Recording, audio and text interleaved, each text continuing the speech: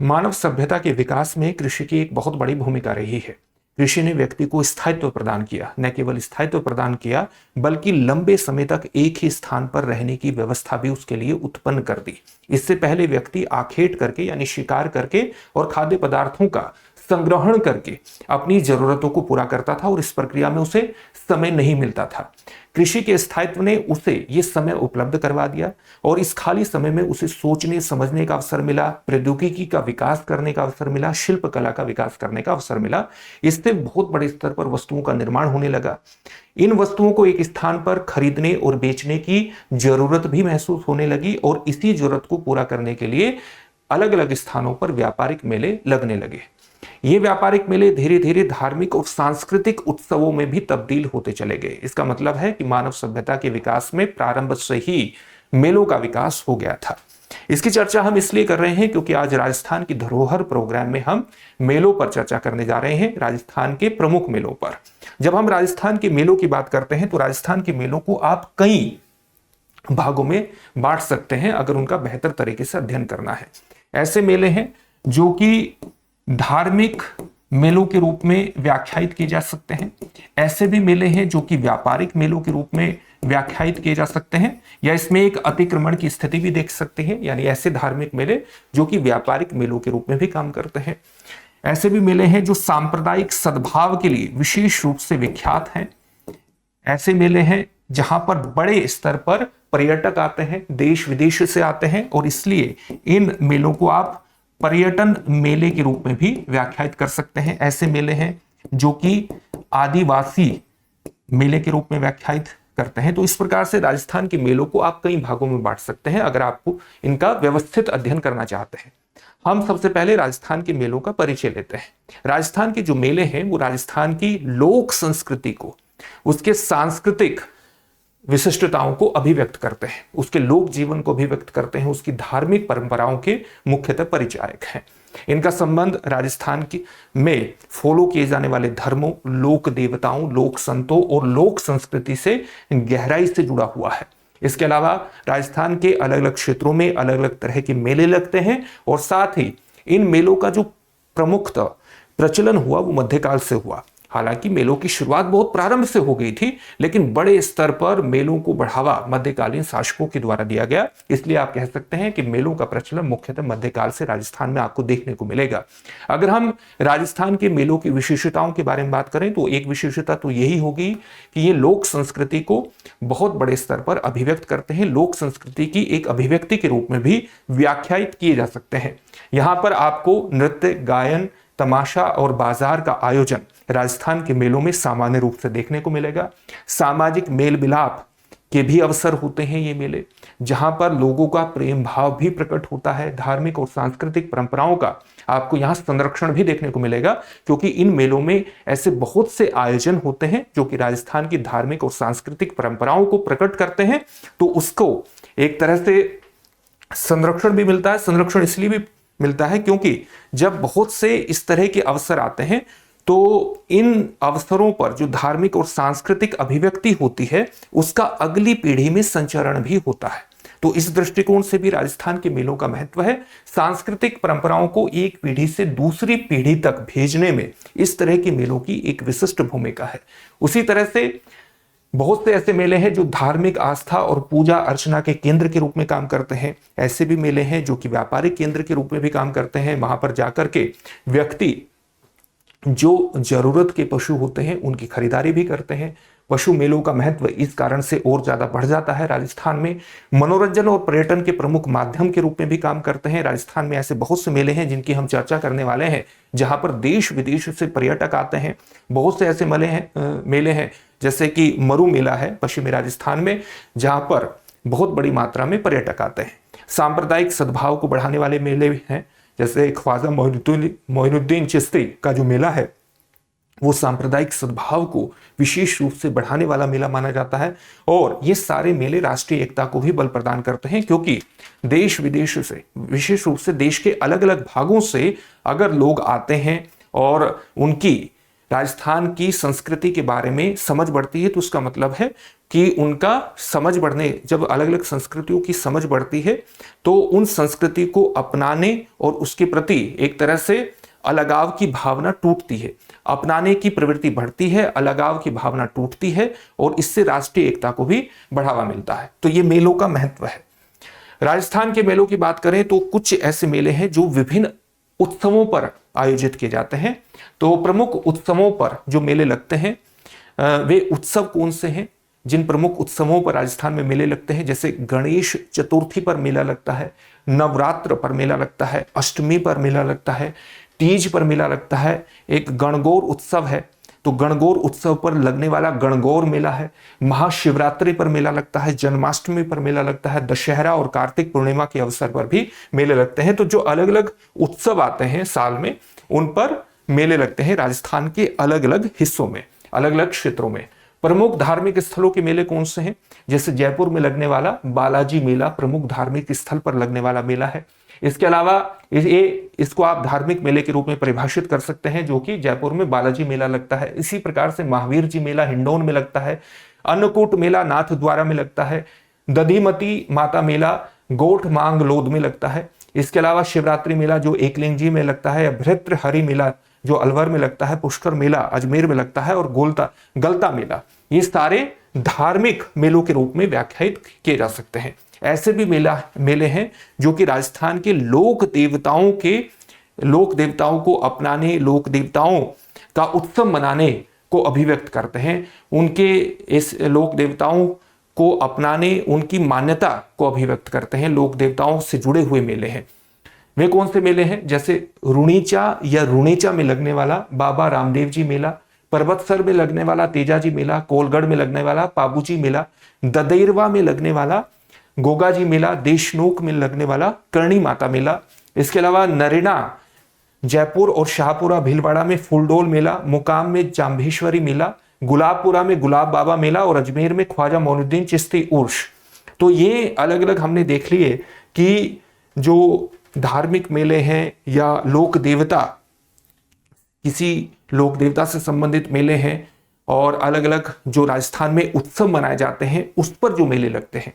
अब हम एक एक करके जो राजस्थान में प्रमुख मेले हैं उनकी थोड़ी सी डिटेल जान लेते हैं, क्योंकि उनके बारे में आपसे एग्जामिनेशन में पूछा जा सकता है।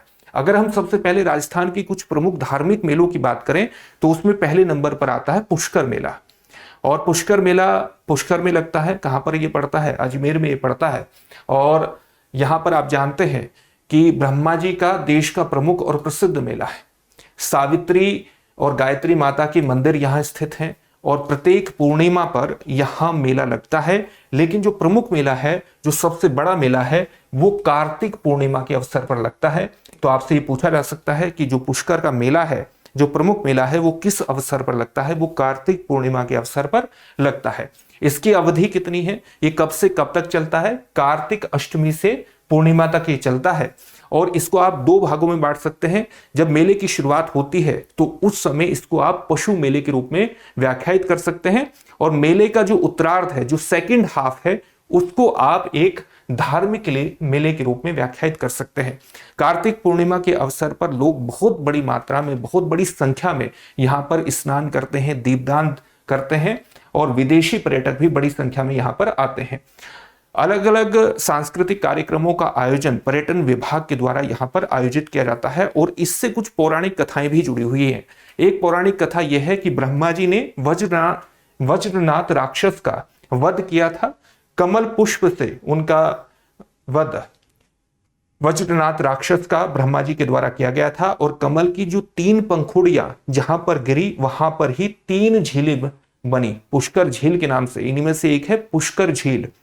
और ब्रह्मा जी ने यहीं पर कार्तिक मास में यज्ञ किया था और इसलिए यहां पर देश का जो प्रमुख ब्रह्मा जी मंदिर है वो स्थित है।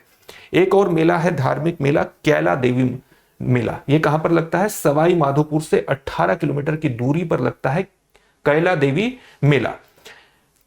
कब से कब तक लगता है? अगर आप इसे देखें तो ये इसका जो प्रारंभ है वो चैत्र शुक्ल अष्टमी पर ये प्रारंभ होता है और ये चैत्र शुक्ल द्वादशी से चैत्र शुक्ल द्वादशी तक चलता है।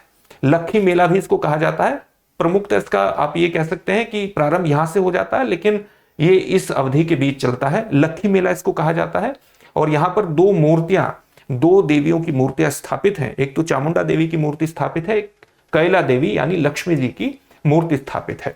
सामने यहां पर एक मंदिर भी है, लांगुरिया हनुमान जी का मंदिर है। और इस कैला देवी में पशु मेला भी लगता है, यानी यहां पर एक पशुओं का मेला भी देखा जा सकता है, पशुओं का मेला भी इसके साथ लगता है।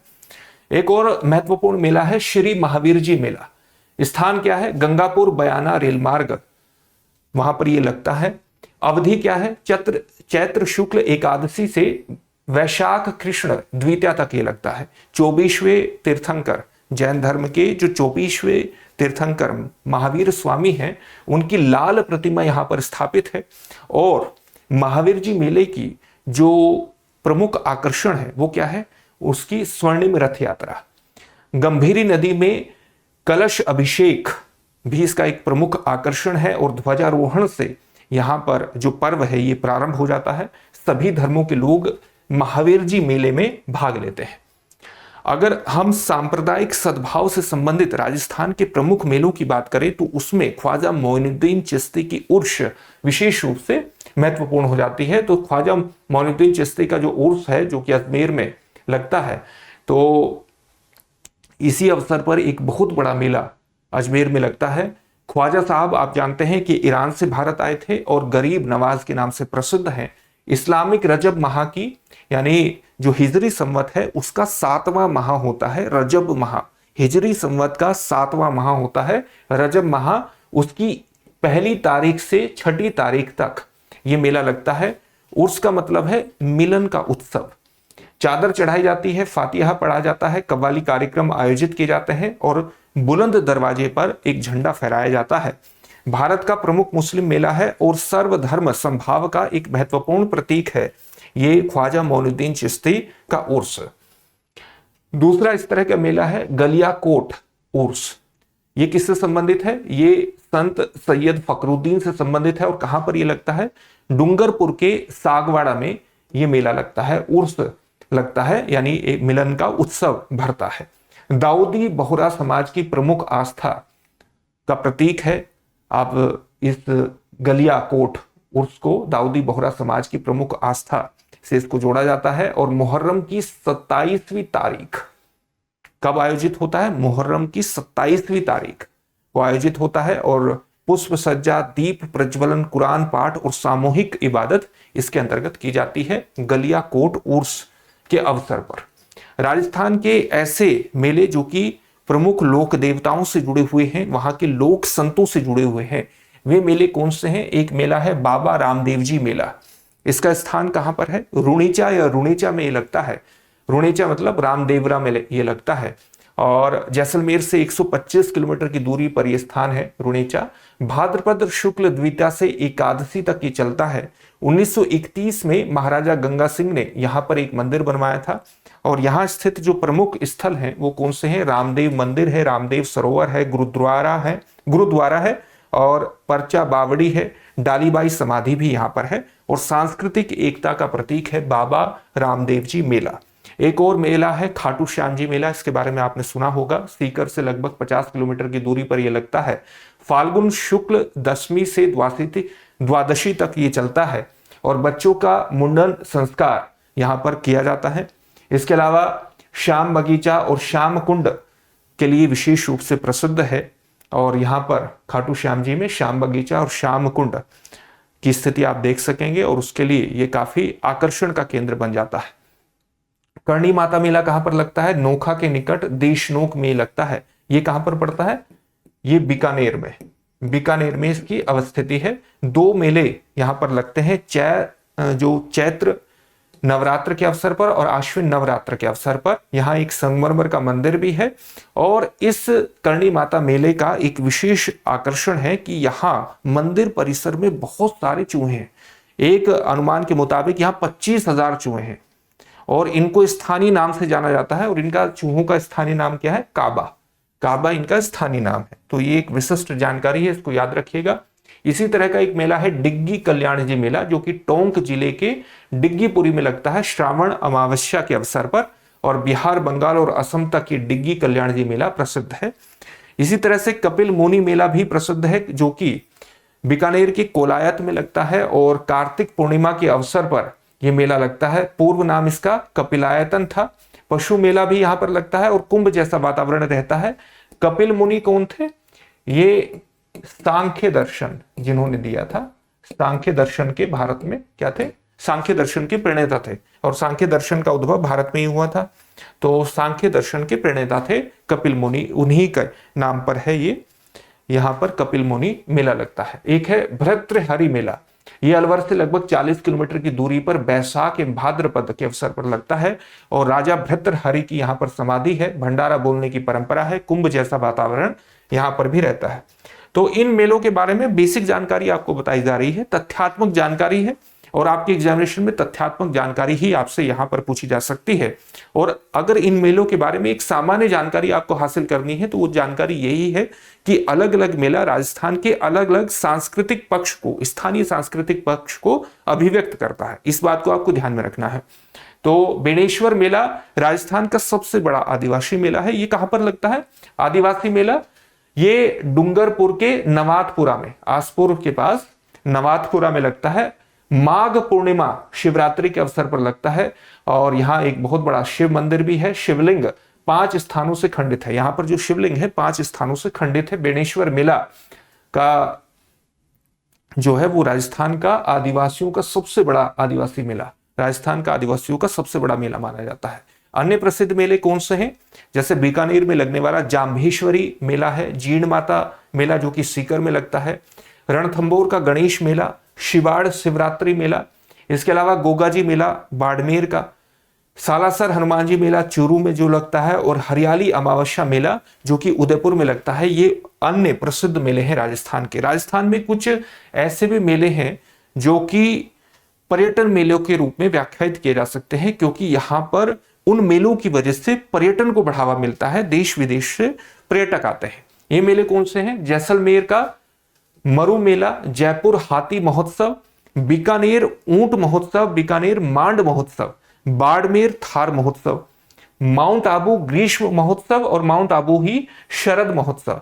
इसके अलावा बूंदी उत्सव जो कि हाड़ौती में पड़ता है, बूंदी जिला है, बूंदी उत्सव, नागौर उत्सव, मेवाड़ उत्सव और शेखावटी मेला, ये सारे पर्यटन को बढ़ावा देते हैं। जब हम शेखावटी की बात करते हैं तो इसके अंतर्गत राजस्थान के कौन से जिले आ जाते हैं? इसके अंतर्गत मुख्यतः राजस्थान का सीकर,